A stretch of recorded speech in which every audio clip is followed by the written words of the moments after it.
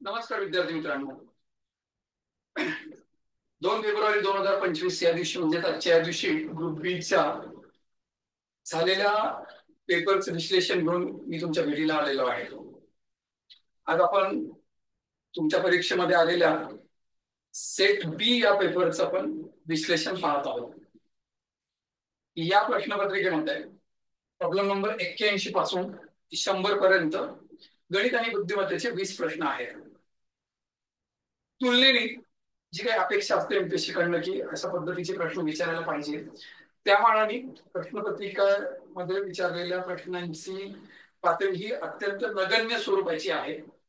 अत्यंत सोपा पेपर आहे आणि या 20 प्रश्नांपैकी जास्तीत जास्त 18, 19, 20ला 20 मार्क घेणाऱ्या विद्यार्थ्यांची संख्या खूप जास्त असणार आहे आणि त्यामुळे असं माझं वैयक्तिक मत आहे की कट ऑफ थोडासा जास्त लागू शकतो.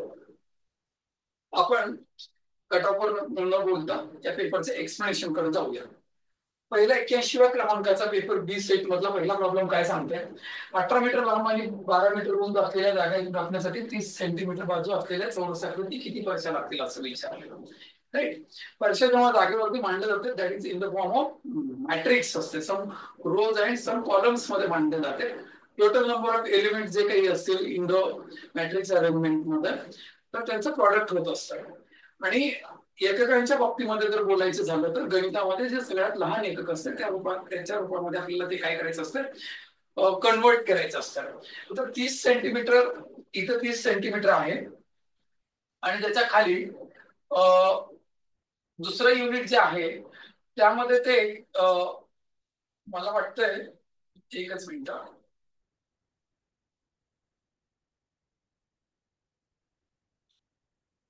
तिथे तुम्हाला सॉरी एकच मिनिट कलर चेंज करतो मी पेन सांगतो. तर लांबी या मीटर मध्ये दिलेली आहे, लांबी आणि रुंदी, आणि फरशीचं डायमेन्शन जे दिलेलं आहे ते सेंटीमीटर मध्ये दिलेलं आहे. गणितामध्ये एक गोष्ट नेहमी कायम स्वरूपी लक्षात ठेवायची की जे लहान युनिट असते ना त्याच्यामध्ये कन्वर्ट करून घ्यायचं. म्हणजे हे 1800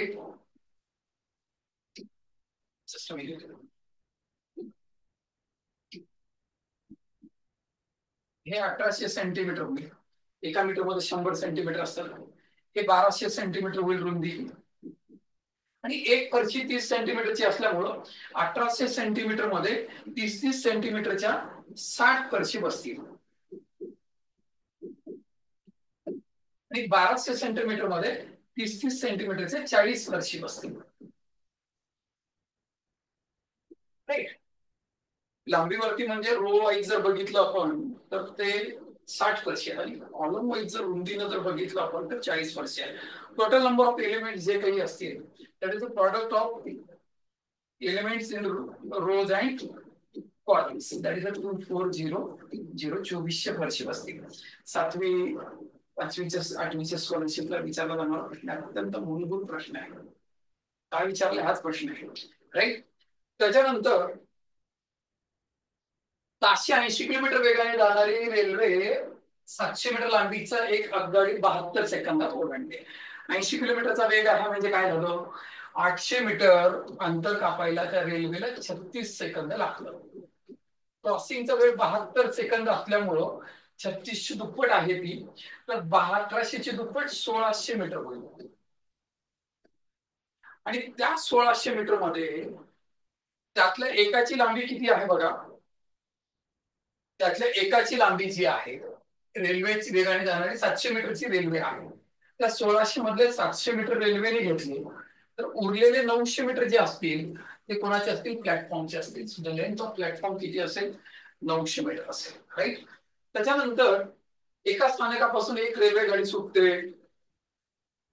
20 स्थानकावर 50% प्रवासी उतरतात, 25 नवीन चढतात. 30 स्थानकावर रेल्वे गाडीत उपस्थित असलेल्यापैकी 40% प्रवासी उतरतात, 40 नवीन चढतात. आता रेल्वे गाडीत असलेल्या उपस्थित प्रवाशांची संख्या ए स्थानकावर चढलेल्या प्रवासी संख्यांच्या 40% आहे.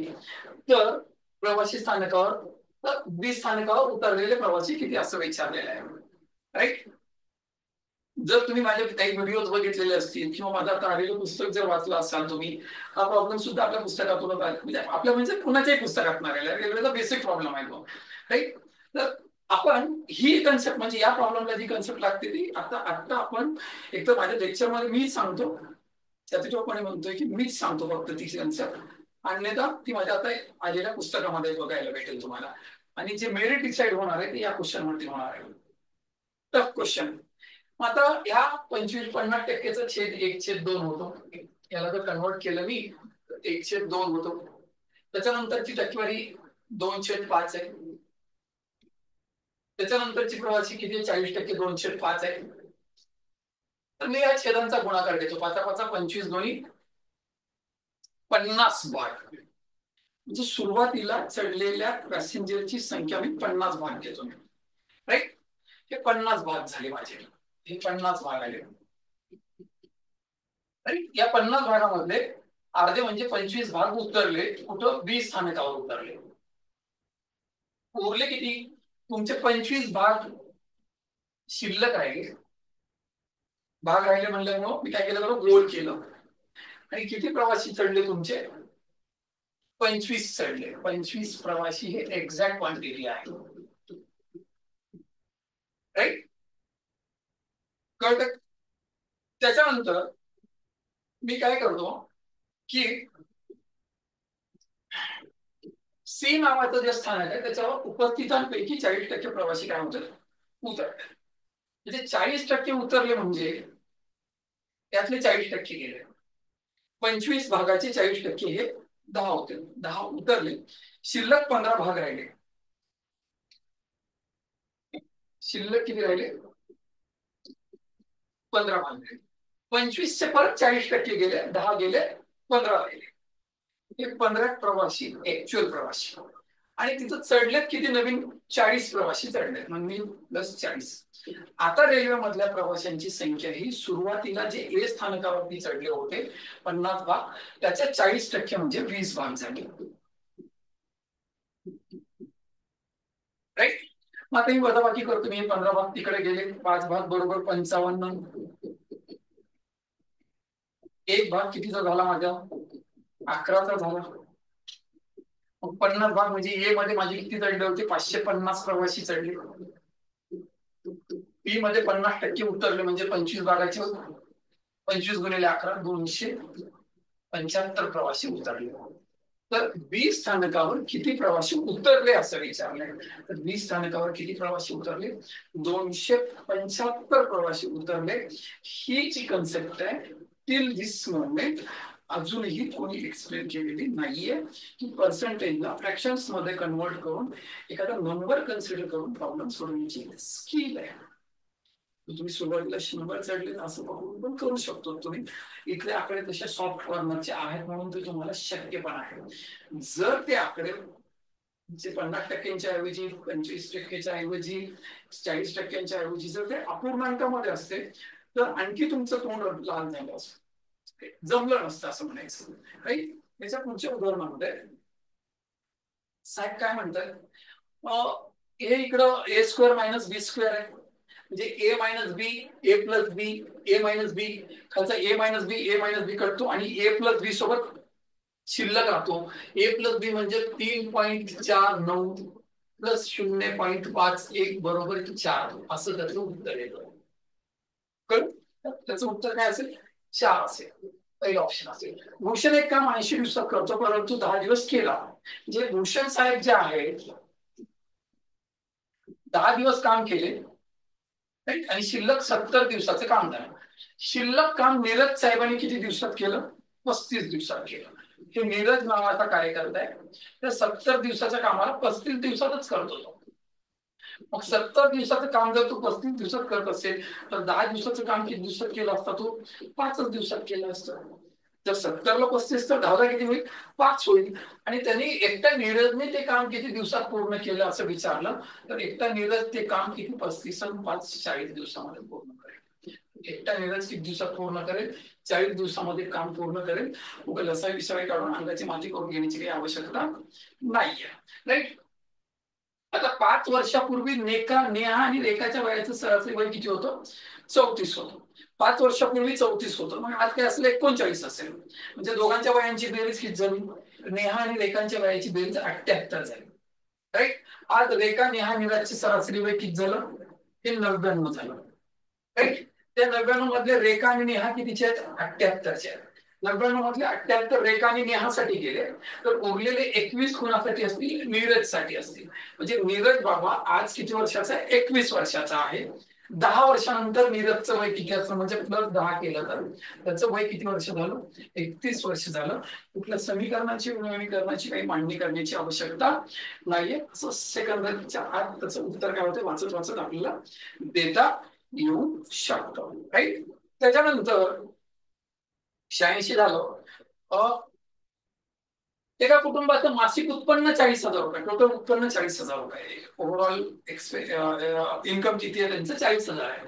त्या कुटुंबाने घर भाडे, किराणा माल, प्रवासावर एकूण किती खर्च केला? घर भाडं म्हणजे हाऊस रेंट, राईट. किराणा माल, ग्रॉसरी, राईट. आणि एकूण प्रवासावरती, ट्रॅव्हलिंग वरती किती झाले? 180 आणि हे 90, 270 झालंय. 270 म्हणजे पूर्ण वर्तुळाच्या 3/4 भाग झाला. पूर्ण वर्तुळ 40,000चं आहे.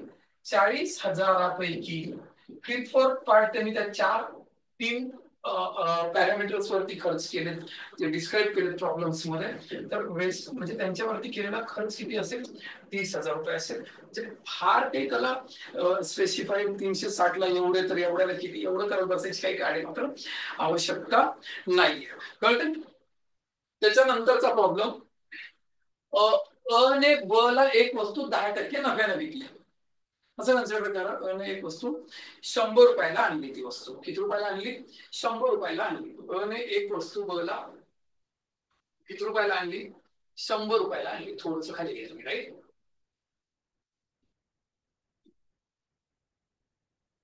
100 रुपयाला आणली. 100 रुपये गेले त्याचे.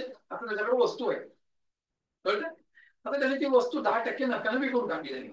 म्हणजे त्याच्याकडे आता एकडे आता 110 रुपये आहे आणि वस्तू आता बी कडे आहे.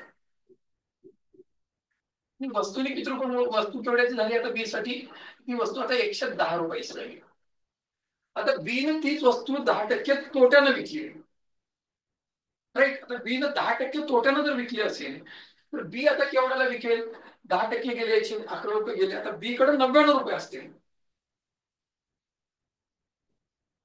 आणि ए कडे वस्तू पण असेल, आणि या 110 मधले 99 गेल्यामुळं, 110 मधले किती गेले? 99 गेल्यामुळं उरलेली शिल्लक किती असेल? 11 रुपये शिल्लक असेल. आता ही जी प्रोसेस केलं त्यांनी, घेणं देणं, तर त्याच्यामध्ये आता त्याच्याकडे वस्तूला वस्तू पण आहे. म्हणजे 100चे 100 रुपये आहेतच आहेत. वरून एक्स्ट्रा किती आले त्याच्याकडे? 11 रुपये आले. So A is in a profit of 11 rupees. तर अ ला कितीचा फायदा झाला? 11%चा फायदा झाला. ला किती टक्केचा फायदा झाला? 11%चा फायदा झाला, असं तिथं म्हणता येऊ शकतं. समीरने 360 रुपयाला काही सफरचंद खरेदी केलं. 3 रुपयाची सूट मिळाली असती तर तू 25% अधिक सफरचंद खरेदी करू शकला असता. तर समीरने मुळात किती सफरचंद खरेदी केले असं विचारलं. आता किती टक्के सूट मिळाली असती? तर 3 रुपयाची सूट मिळाली असती, म्हणजे 3 रुपये कमी झाले असते. दरामधला फरक 3 रुपये. तर नग किती? 25% वाढली असते. म्हणजे नग 25% वाढ झाली असती. म्हणजे हे 4 असते तरी एक वाढून किती आलं असतं? 5 आलं असतं. मग दराचं काय झालं असतं? दर 5 भाग, नग आणि दर एकमेकांसोबत व्यस्त चलनात असतं. महाराजांनी आपल्या लेक्चर्स मध्ये सांगितलेलं आहे, महाराजांनी आता आपल्या नवीन आणलेल्या पुस्तकात पण सांगितलेलं आहे, राईट. तर याच्यामध्ये किती भागाचा फरक पडला? एक भाग बरोबर किती? 3 रुपयाचा फरक आहे. त्यांनीच सांगितलं 3 रुपयाची सूट दिली असती तर 5 भाग बरोबर किती आले? 15 रुपये आले. 4 भाग बरोबर किती आले? 12 रुपये आले, राईट. म्हणजे अगोदर वस्तू केवढ्याला होती? 15 रुपयाला होती. नंतर ती केवढ्याला झाली? 4 रुपयाला झाली. पण 15 रुपयाला जर एक वस्तू असेल तर 360 रुपयामध्ये किती वस्तू येते? तर 360 रुपयामध्ये 24 सफरचंद येते. 360 रुपये भागिले 15 रुपये पर नगचं जर तुम्ही क्रॉस केलं तुम्ही, ते तुम्हाला किती रुपये देतील? 24 नग देतील. किती नग? 24 नग देतील. तर त्यांनी तर समीरने मुळात किती सफरचंद खरेदी केलं होतं? तर मुळात म्हणजे अगोदर डिस्काउंट देण्याच्या अगोदर किती केलं होतं? 24 सफरचंद खरेदी केले होते. आणि जर नंतर किती केले असते म्हणलं असतं तर 12 रुपयाला एक सफरचंद पडतं आफ्टर डिस्काउंट. 360 रुपयामध्ये 30 आले असते. 30 हे क्लास ज्यांनी एवढे ऑप्शन्स दिले, ज्यांनी पेपर काढले त्यांनी चांगले ऑप्शन्स दिले, म्हणायला काही हरकत नाही. राईट. आता हा एक प्रश्न, चांगला क्वेश्चन आहे बघा. आता या प्रश्नावरती पण तुमचा रिझल्ट सांगू शकतो. आता 150 ते कशाच्या मधले म्हणले त्यांनी? 500च्या मधले 11 भाग जाणारी संख्या. 11 भाग जाणारी पहिली संख्या तुमची किती असेल? 154 असेल. राईट. आणि 500च्या अलीकडची पहिली संख्या कोणती असेल? लाख संख्या कोणती असेल? 495 असेल. आणि मधल्या सगळ्या संख्या ह्या 11-11च्या फरकात जातील. म्हणजे आता रेस्ट ऑफ द ज्या काही नंबर्स असतील, आपण if you write all the numbers between 154 to 495, each consecutive two numbers have a difference of 11. दोघांमध्ये 11चा फरक असेल. राईट. अशा केसमध्ये जॉमेट्रिक केस, सॉरी अरिथमेटिक प्रोग्रेशनची केस आहे. नंबर ऑफ एलिमेंट्स बरोबर काय होईल? यांच्यातला मोठ्यातला फरक घेऊन जाता. यांचा फरक जर घेतला तुम्ही, हा 1 येतो आणि या 49 मधून 15 गेल्यावर 34 आले, भागिले किती? 11. आणि त्याच्यामध्ये 1 ऍड करावं लागतं, कारण इनिशियल एलिमेंट 154चा त्याच्यामध्ये ऍड होत नाही, म्हणून हे ऍड केलं. राईट. ह्या 11 भागले 31 भागाकार येतो. 31 आणि किती झाले? अशा किती संख्या असतील? 32 संख्या असतील. म्हणजे 11 भाग जाणाऱ्या संख्या किती असतील? 32 असतील. परत सांगतोय, याच्या आधी ते प्रवासाच्या संख्येचं जे गणित होतं ते, हे गणित 2, आत्ताच हे गणित 3, हे असे 3 प्रॉब्लेम्स असे. हा पण चौथा प्रॉब्लेम सफरचंदांचा. हे असे उदाहरण आहेत की याच्यावर मेरिट थांबणार आहे, याच्यावर मेरिट डिसाईड होणार आहे. हे 4 प्रॉब्लेम्स की ज्यांचं करेक्ट आले 4च्या 4, बाकीचं तर येणारच आहे, बाकीच्या सगळ्यांचेच येणार, जगाचे येणार त्याच्यावरती. हे 4 ज्यांचे करेक्ट आले ते मेरिट मध्ये कुठेतरी स्टँड होऊ शकते. कळलं? त्याच्यानंतर काय म्हणता येईल त्याला, उपद्रवी आहे, हे मेरिट डिसाईड करते. मग आता काहीतरी लुच्चेगिरी आहे, एवढीच काहीतरी हल्ली खूपच विचारलं जातं असं. कळलं? काय हे तुला कळत नाही? 15, 3, 10, 5, 5 असं आहे. हे मायनसच्या जागी काय घ्यायचंय? मायनस म्हणजे गुणिले, गुणिले घेऊन टाकलं. राईट. प्लस म्हणजे मायनस आहे. राईट. त्याच्यानंतर गुणिले, गुणिले म्हणजे भागिले आहे. राईट. आणि भागिले म्हणजे प्लस. राईट. आपल्याकडं सांगितलेलं देवाधिकापासून की पहिल्यांदा भागाकार कर, गुणाकार कर, जे काही आपल्या क्रम ठरलेले त्याच्यानुसार आपण जाऊयात. यांच्यामध्ये काही लफडच नाही येतो. 15 ते 45 होऊन जाते. यांच्यामधला आधी काय करून टाकू? भागाकार करून टाकला आपण. इथे 2 आलं, हे मायनस, हे प्लस. राईट. म्हणजे 43 ते 5 केलं किती आलं? 48 आलं. याचं उत्तर किती येईल? 48 आलं. काय आलं? हे 48 आलं. 48 कळतं? आता त्याच्यानंतर त्याचा पुढचा प्रॉब्लेम काय म्हणतो? आता हे एका सांकेतिक भाषेमध्ये ब्रेक थ्रू हा असं काहीतरी दिलेलं आहे त्यांनी, EAOUHRBRKTH असं काहीतरी दिलेलं आहे त्यांनी. राईट. तर त्याच सांकेतिमध्ये डिस्ट्रीब्युशन हे कसं लिहाल असं विचारले त्यांनी. EA एकदा आपण थोडस बाजूला लिहून घेऊ आपण त्यांनी काय म्हणजे त्याच्यानुसार. राईट. एकच मिनिट, मी थोडस त्याला खाली करून घेतो, असं म्हणजे मला जागा राहील.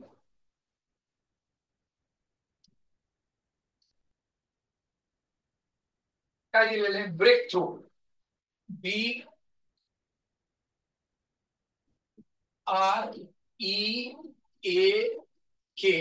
ब्रेक, THROUGH,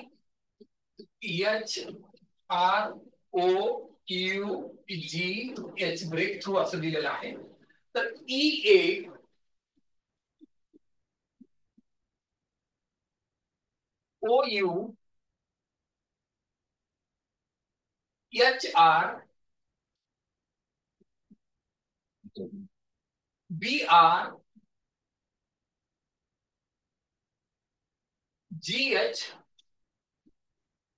के टी असं त्यांनी दिलेलं आहे. त्यांची अशी इच्छा आहे की तुम्ही डिस्ट्रीब्युशन साठी कसं लिहाल असं विचारलंय त्यांनी. DISTRBUTION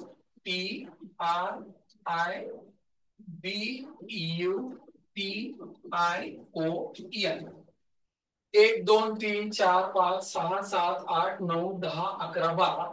1 2 3 4 5 6 7 8 9 10 11 12. आता मी जास्त वेळ डोकं लावत नाही, 2-2चे गट करून घेतो, विषय संपवतो. आता बघा 2-2चे गट करतो मी.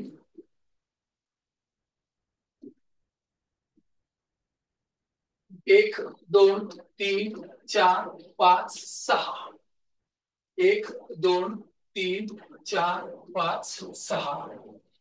1 2 3 4 5 6.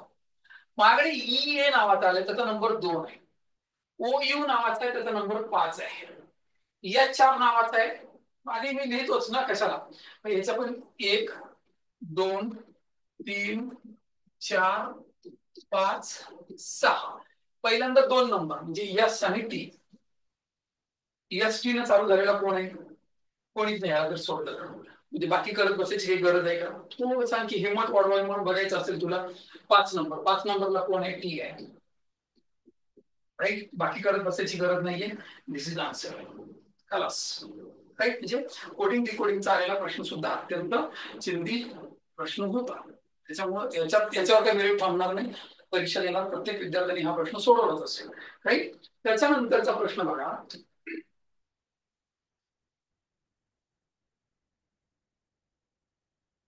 तर दररोज 6 मजूर, काय म्हणलं त्यांनी,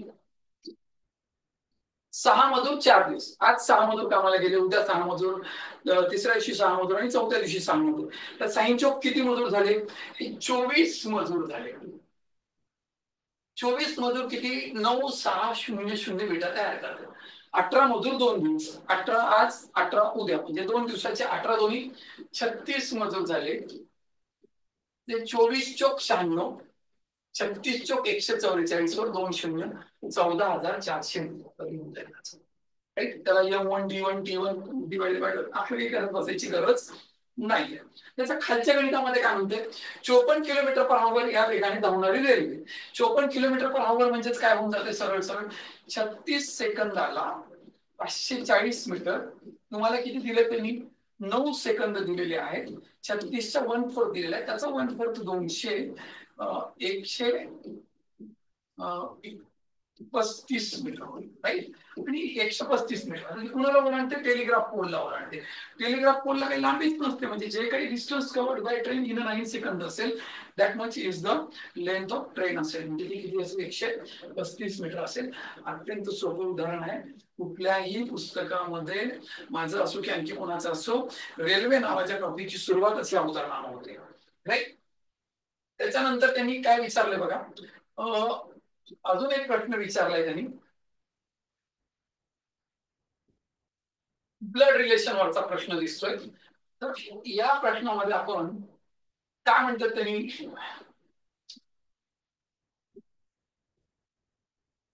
रोहन रामूचा मुलगा आहे. रामूच्या बाबांनी रोहनला शाळेतून घेतले होते. सचिन काकांच्या घरी गेले. सचिनची पत्नी रोहनच्या आईची बहीण आहे.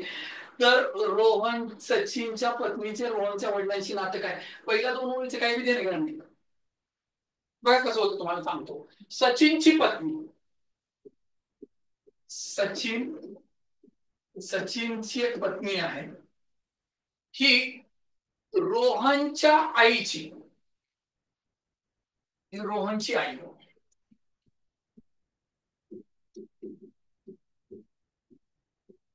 आई. तर सचिनच्या पत्नीचे रोहनच्या वडिलांचे, तर रोहनचे वडील कोण आहेत? रामू आहे समजा इथं. रामू किंवा रोहनचे वडील म्हणा तुम्ही.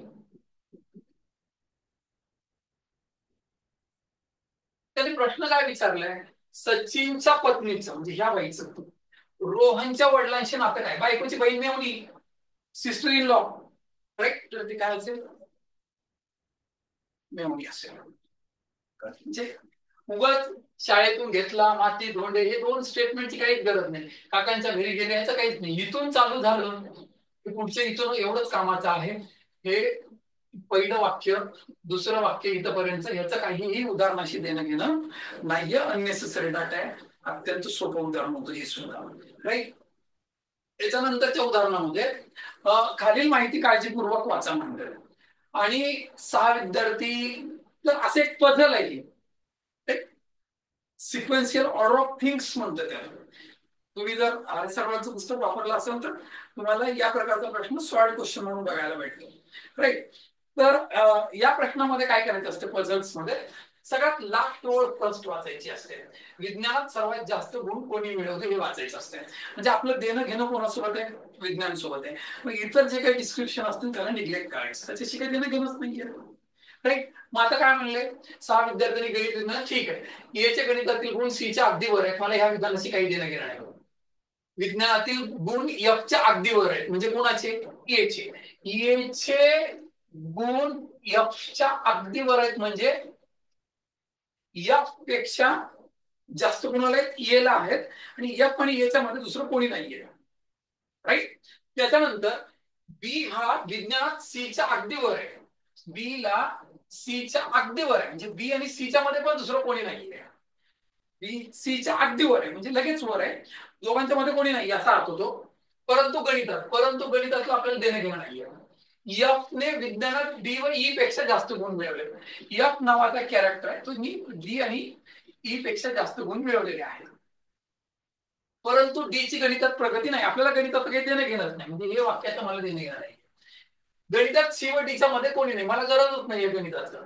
विज्ञानात सी आणि एच्या मध्ये कोणीच नाहीये, सी आणि एच्या मध्ये कोणी नाहीये असं सांगितलं त्यांनी, राईट. मग मी हा सिक्वेन्स करून घेतो. काय होतं, हे हे एफ ए, याच्या इकडे कोण आहे, डी आणि ई. ए आणि सीच्या मध्ये कोणीच नाहीये. आता ए आणि सीच्या पुढे कोणीच नाही, म्हणजे इथं सी घ्यावंच लागेल, कारण याच्या पाठीमागं सी असणार नाही, कारण ए आणि एफच्या मध्ये कोणी नाहीये. एच्या पुढे कोण असेल, सी. यांच्यामध्ये कोणीच नाहीये, म्हणजे याला पुढे घ्यावं लागेल. आणि सीच्या पुढे कोण आहे, बी आहे. सीच्या पुढे कोण आहे, बी आहे. इथं बी घेतलेलं आहे, कळलं, हे बी आहे, बी.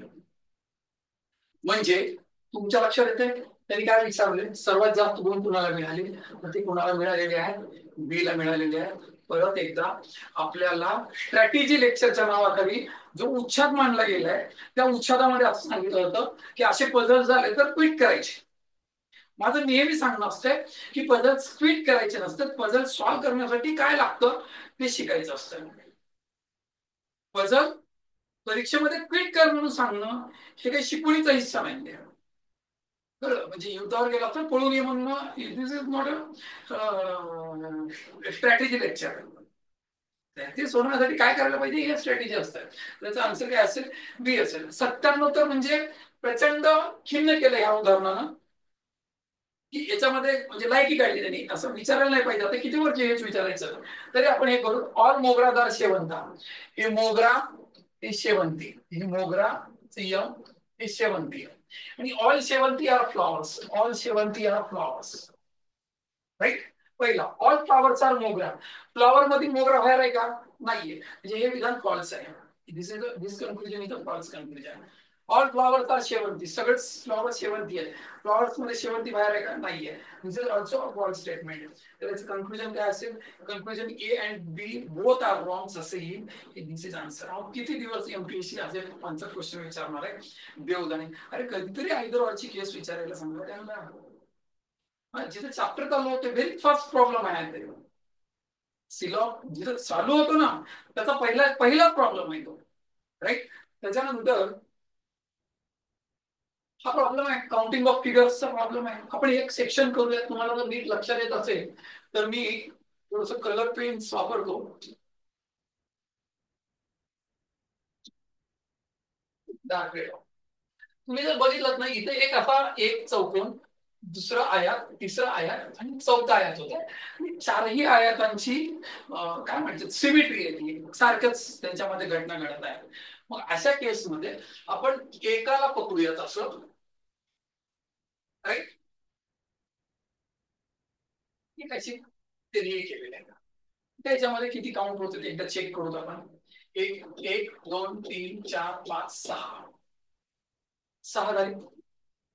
आणि हे असे दोन दोनशे 7, हे 8, नंतर हे 3 3 9, 10, हे 4 होते. 8 आणि 4 12 होते तिथेच. 12 झाले म्हणजे 12 चोक 48 झाले. आता 48 पेक्षा जास्त 46 तर होणारच नाही. ओनली ऑप्शन राहिला दॅट इज 60. जे पूर्ण काउंट करत बसायची गरज नाहीये. अत्यंत सोपा क्वेश्चन होता हा. राईट. सिरीजचा प्रश्न सुद्धा अत्यंत सोपा विचारलेला आहे. सिरीज मध्ये काय विचारलेलं आहे? 3, 6, 11, 18. आयुष्यभर लक्षात ठेवायचं. सिरीज वरती जर प्रश्न आले तर 4 शब्द लक्षात ठेवायचे. प, प, घ आणि न. फरक, पट, घातांक आणि नजर असे 4 शब्द लक्षात ठेवले की येऊन जातो. याच्यातला फरक किती आहे? 3चा आहे. याच्यातला फरक कितीचा आहे? 5चा आहे. याच्यातला फरक कितीचा आहे? 7चा आहे. 3, 5, 7 येणारा फरक कितीचा असेल? 9चा असेल. त्याचा आन्सर किती असेल? 27 असेल. This is answer. Right. Last question काय? अमर त्याच्या घरापासून पश्चिमेकडे 4 किलोमीटर जातो. हे अमरचं घर आहे. 4 किलोमीटर गेला पश्चिमेकडे. राईट. त्यातून तो उत्तरेकडे 2 किलोमीटर बँकेच्या दिशेने गेला. 2 किलोमीटर इथं बँकेत पोहोचला. बँकेतून पैसे घेतल्यानंतर अमर पूर्वेकडे 4 किलोमीटर आला. इथं झाला म्हणजे याच्या स्ट्रेट लाईनवर आला. राईट. तर आपल्या भरतच्या घरी गेला. इथं भरतचं घर आहे. तर काय विचारलंय? त्याचे घर आणि आता भरत किती अंतर आहे? हे किती अंतर आहे? 2 किलोमीटर अंतर आहे. म्हणजे मला सांगा तुम्ही काय त्यांनी एक 4 प्रश्न जर सोडले, 3-4 प्रश्न, तर बाकी सगळं काही अत्यंत सोपं आहे. ज्या कोणाचे ते 4 प्रश्न बरोबर आले ते मेरिटमध्ये स्टँड होतील. म्हणजे बघा साधारण 20 पैकी 17, 18 मारले तर मी करंटचे वगैरे क्वेश्चन बरोबर आले तर तुम्ही मेरिटमध्ये स्टँड होण्याची शक्यता नाकारता येत नाही. हे जस्ट माय प्रिडिक्शन आहे. असं काही गरजेचं नाही की 20 पैकी 20 पडले तर मेरिटला जायला पाहिजे. 14वाला पण येऊ शकतो. बाकीचे ठिकाणचे प्रश्न त्याचे बरोबर आले तर. राईट. पण एक अंदाज असा आहे की गणित आणि बुद्धिमत्तेचा पेपर हा अत्यंत सोपा आहे. सोबत सोबत विज्ञानाचा पेपर सुद्धा सोपा आहे. इतर सुद्धा थोडंसं सोपंच वाटतंय. तर थोडासा कट ऑफ जास्त लागण्याची शक्यता नाकारता येईल नाही. तुम्ही तुमचा अभ्यास चालू ठेवा आणि मेन्सला जेव्हा जाणार आहे तेव्हा मॅथ्स आणि रिझनिंग मुळे तुमचं नुकसान नाही झालं पाहिजे. तुम्ही पोस्ट निघाली पाहिजे असं वाटत असेल तर सेवेत आहोतच आम्ही. आणि माझं आता पुस्तक पण बाजारात आलेलं आहे. तर त्यातनं पण तुम्ही सेल्फ स्टडी करू शकतो. आजपर्यंत बाजारामध्ये गणिताला 2 तास वेळ द्या असेच अभ्यासाच्या ह्याच्यामध्ये सांगितलं जायचं. पण गणिताला 2 तास कसा वेळ द्यायचा? काही सोडवायला येत असेल तर 2 तास वेळ देणार ना. तर आता आपण आणलेल्या पुस्तकामध्ये आपण अशा पद्धतीचा प्रयत्न केलेला आहे आपल्या बाजूने की तुम्हाला शिक्षकाची गरज भासू नये. तुम्हाला मराठी वाचता येत असेल तर तुम्हाला पुस्तक वाचता आलं पाहिजे. ते तुम्ही जवळच्या दुकानदारांशी लवकरच म्हणजे संपर्क साधा आणि पुस्तकासाठी आग्रह धरा त्यांच्याकडे. साधारण 4-4.5 वर्षाची मेहनत करून माझ्या परीने अत्यंत सुंदर देण्याचा प्रयत्न केलेला आहे. आणि जर दुकानदाराकडे उपलब्ध नसेल तर ते तुम्ही 7498151367 या क्रमांकावरती फोन करून सुद्धा तुम्ही ते पुस्तक मागवू शकता. राईट. तर कट ऑफ काय येईल, किती पोस्ट आहे, काय beyond that keep your study continue. तुम्ही तुमचा अभ्यास चालू ठेवा. आणि काय म्हणतात त्याला, माझ्याकडं वेळ झालं गेलं म्हणतो ना आपण, हात दे पाच दे झालं पेपर झालं सोडून द्यायचं. किती बरोबर आले किती आले काय होणार आहे इट डझंट मॅटर. कारण हे पोस्ट मिळून जॉईन होईपर्यंत निरंतर चालणारी प्रक्रिया आहे. अभ्यासावरती कुठलाही परिणाम होऊ देऊ नका. तुम्ही तुमचा अभ्यास चालू ठेवा. कट ऑफ काय हे सांगण्याचं कुठलीच शास्त्रोक्त पद्धती अस्तित्वात नाहीये. जो तो त्याच्या अंदाजाप्रमाणे सांगत असतो. त्याच्यामुळे तुम्ही तुमचा अभ्यास कंटिन्यू ठेवा आणि मेन्सच्या दृष्टीनं तयारीला लागा. तुम्हाला मेन साठी खूप खूप शुभेच्छा. पण हा पेपर अत्यंत सोपा होता हे फक्त लक्षात असू द्या. नमस्कार.